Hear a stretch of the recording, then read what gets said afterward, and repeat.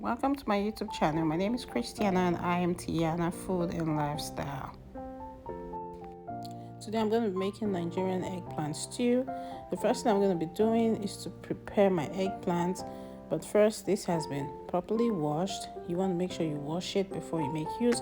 And then we're taking out the cap because we do not need that part. And the next thing we're going to be doing is to cut it into bits in order to pre-cook, or better still steam it, because we want to make use of a soft eggplant.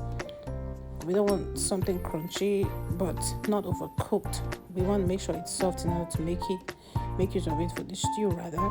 And cut it in bits like so, put it in a bowl, add in some water and steam it up, or better still cook it for 3 minutes.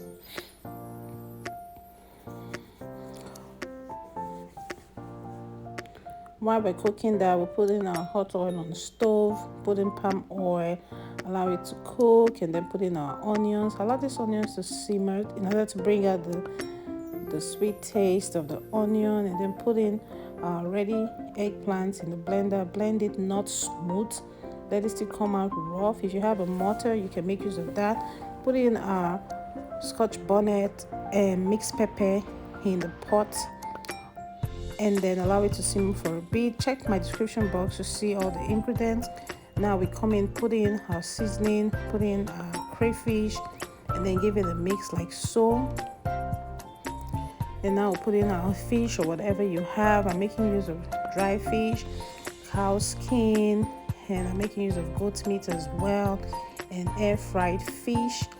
So first I'm going to be putting in my locust beans, also known as iru, and also the meat stock. Allow it to cook for a bit, 5 minutes, and then you go back to check, add in the air fried fish or your fried fish, and then bring it to a mix like so. Put in the eggplant that has been blended.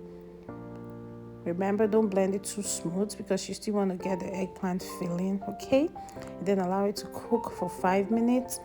Bring it to a mix, taste to check for taste, and then cover. Yes, you want to make sure you added a pinch of salt, okay? And then give it a taste. If it looks good, if it tastes good, that's it. As easy as ABC, right? And then that is it. You can eat this with yam, with plantain, whatever you prefer. I'm taking it with rice, and this is really yummy and delicious. Try this. Leave in my comment section what you think. Remember to subscribe, like, and share. And thank you for being a part of my community. See you in my next